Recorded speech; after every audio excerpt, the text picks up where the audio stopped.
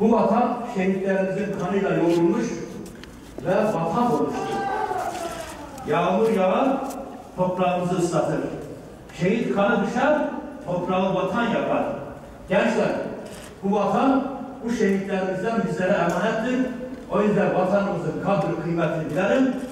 Allah semalarda dalgalanan ay yıldızı bayrağımızı aşağılara indirmesin ve ezanlarını derelebet susturmasın inşallah.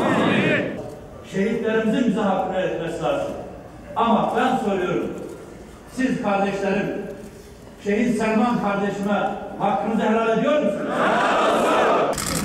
Allahu Ekber.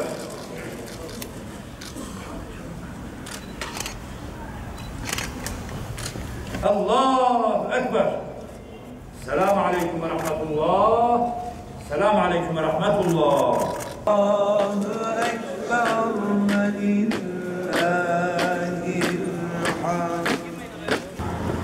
Şehit indir.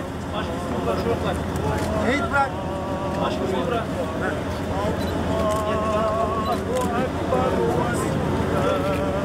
Kendinizi sıkıştırmayın. 3 kişi gelsin buraya. Şöyle biraz geri. Az şuraya açın abi. Bismillah. Allahu Ekber. Allah. Bismillah. Allahu Ekber. Bismillah, Allahu Ekber. Tamam. Ölmez, vatan ölür.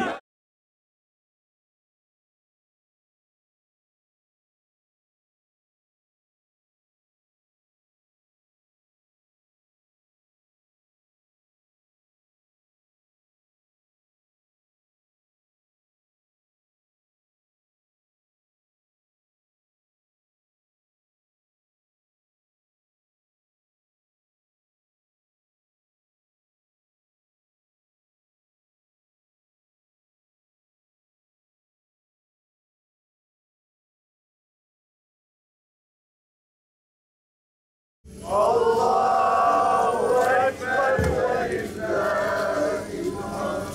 Allahu Ekber.